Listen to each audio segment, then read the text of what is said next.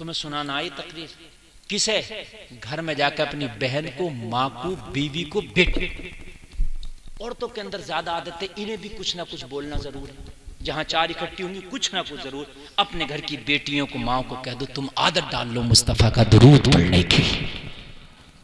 तुमने शादी में भी जाओ तो किसी की चक्कर पकड़ से तुम्हें मतलब नहीं है। और मेरी बहन तुझे क्या मतलब किसी की चक्कर पकड़ से? और मेरी माँ तुझे क्या मतलब? तू जा दो लुक़्मे खाना खाना खा, मगर अपने नबी के दुरूद की आदत डाल ले। और मेरी बहन किसी की मैयत में भी कभी अपने खास करीबी की जाना हो, खैर की मैयत में तो औरत को जाना भी जायज नहीं है, लेकिन अगर किसी करीबी की मैयत में जा रही है तो उसमें भी जा। तो फिर तू अपनी अकर चक्कर में ना लग, तू नबी का दुरूद पढ़ना शुरू कर दे। और मेरी बहन तुझे तो काम क्या है? अगर तू रोटी बनाएगी ना, आटा गूंद रही है, आटा हाथ से गूंद रही है, मुस्तफा का दुरूद पढ़ पढ़ के गूंद ले। खुदा की कसम वो रोटियां बरकत वाली हो जाएंगी। उन रोटियों को जो खाएगा वो इंसान के पेट में नूर बन जाएगा।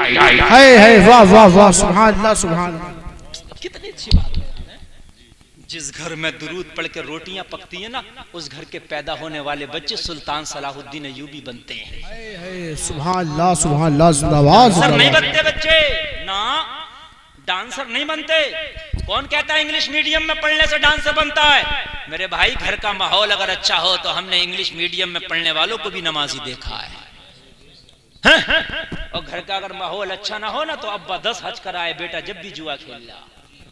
मेरी बात गलत तो नहीं है ना? हाजी जी के बेटे भी हमने जुआ खेलते देखे, मौली साहब के बेटे भी हमने हराम काम करते देखे। घर के माहौल अच्छे कर लो। बेटा इंग्लिश मीडियम में पढ़ रहा, बेटा LLB कर रहा, बेटा MBBS कर रहा, मगर तेरे घर की औरतें जब उस बच्चे की माँ आटा गूंद गूंद के दुरूद पढ़ेगी, रोटियां बना बना के दुरूद पढ़ेगी, खुदा की कसम वो दुरूद पड़ी हुई रोटियां जब तेरा बच्चा खाएगा तो बागी हो ही नहीं सकता, नमाजी होगा, गद्दार नहीं हो सकता, वफादार होगा, जहन्नमी नहीं हो सकता, जन्नती होगा। वाह वाह वाह, सुभान अल्लाह। कुर्बान जाइए, कुर्बान जाइए, कुर्बान जाइए यार, अपने घरों में ये माहौल पैदा कर दो। खुदा की कसम जिस दिन तुमने ये माहौल पैदा कर दिया ना, उस दिन तुम्हारे घर के बच्चे खुदा की कसम तुम्हारी इताअत करने वाले बन जाएंगे, तुम्हारे हाथ चूमने वाले बन जाएंगे। अल्लाह अल्लाह, कान खोल के सुनो। अरे अपने घर पे जगह जगह लिख दो, जगह जगह लिख दो, जगह जगह लिख दो कि जब मौका मिले दुरूद पढ़ो। जिधर नजर पड़े, आईना देखो ना तो आईने के ऊपर लिख दो अल्लाहुम्मा सल्ली अला मोहम्मद। अब तो स्टिकर आ रहे हैं ना, स्टिकर लगा दो आईने के ऊपर अल्लाहुम्मा सल्ली अला मोहम्मद। मगर हमारे यहाँ क्या होता, आईना लगा, ऊपर फिल्मी दुनिया की हीरोइन का फोटो लगा, यही होता है। इधर हमारे यहाँ पे जो है साहब नमाज पढ़ी जा रही है, इधर दीवार पे सानिया मिर्जा चिपकी हुई है। नहीं, गलत है मेरे भाई, नमाज भी नहीं होती। जिस घर में ऐसी तस्वीरें होती हैं ना, रहमत के फरिश्ते नहीं आते। हाँ, और मेरे भाइयों खुदा की कसम अपने घरों के माहौल बदल दो। तुम बच्चा तो कोरा कागज है, जिस माहौल को लेकर उठेगा वही काम करेगा, वही काम करेगा।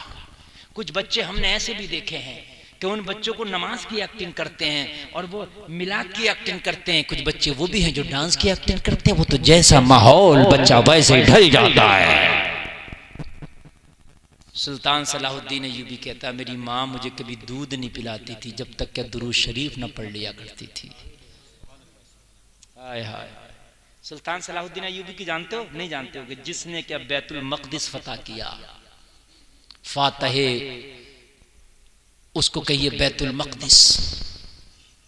लेकिन सुल्तान सलाहुद्दीन अय्यूबी बैतुल मक़दिस को फतह करके एक दिन रोया था। खुश होना चाहिए था मगर रोया था। पूछा, आज तो तुझे फातेह बनना है, आज तो तुझे खुश होना चाहिए, सुल्तान रोता क्यों है?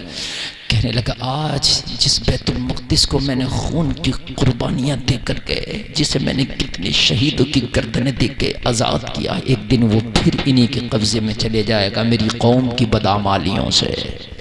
और आज देख लो बैतुल मक़दिस फिर उन्हीं के कब्ज़े में है लगभग। नमाज़ें पढ़ना वहाँ हराम है, सिर्फ हमारी बदआमालियों से।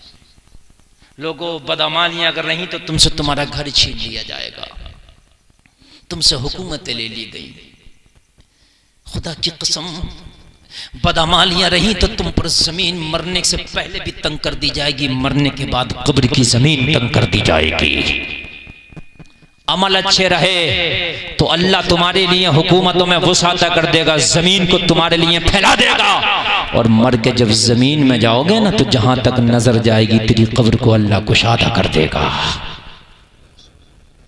ओ मुसलमानों, जो बंदा दुरूद पढ़ता है उसकी जबान पे कभी गाली जारी नहीं होती। ये दुरूद की बरकत है। कुछ भी काम करो लेकिन दुरूद की आदत जरूर डाल लेना, बिल्कुल डाल लेना। और बेइंतहा पढ़ना दुरूद, कोई शुमार मत करो, जितना हो सके पढ़ते रहो। ये तुम्हारा नजात का जरिया बन जाएगा, बख्शिश का जरिया बन जाएगा, कब्र का पहला नुस्खा बन जाएगा। कब्र में जो दौरा पड़ेगा ना उस दौरे का पहला नुस्खा बन जाएगा। जलसा आपका बड़ा कामयाब है अगर आज से आपने दुरूद पढ़ना शुरू कर दिया। तो जिनकी शादियां हो गई वो बीवी को दुरूद पढ़ने लगाएं, बहन को, बेटी को, माँ को, सबको दुरूद। हर मरज का इलाज दुरूद है। एक बात और बताऊं और उसके बाद आगे, इसलिए कि ये रोज टॉपिक में नहीं बोलता, आज बोल दिया तो इसलिए थोड़ा सा इसे मुकम्मल कर दूं। अभी जिंदा मिसाल बताऊं, इधर कलकत्ता, बिहार, बंगाल इलाके का एक शायर है हलीम हाजिक, नाम सुना हुआ? हलीम हाजिक नबी की नात पढ़ता है ये शायर, नबी की नात लिखता भी है, बहुत अच्छा शायर है, जिंदा अभी हलीम चच्चा कहते हैं उनको सब, यही नाम है हलीम हाजिक। यहाँ मुंह में कैंसर हो गया, दुआ की या अल्लाह मरना तो बरहक़ मौत तो आएगी मगर इस कैंसर से मुझे मौत न देना, जमाना कहेगा कि नबी की नात पढ़ने वाला मुंह सड़ सड़ के मरा। आका मौत आए बरहक है, जिस जैसे चाहे आप आए, लेकिन इस मर्ज में ना आए। डॉक्टरों ने लाइलाज कर दिया था, कहीं से ये सही नहीं हो सकता, लास्ट स्टेज का कैंसर पहुंच गया, मगर दुरूद पढ़ के नबी का दीवाना रोकर दुआ करके सोया।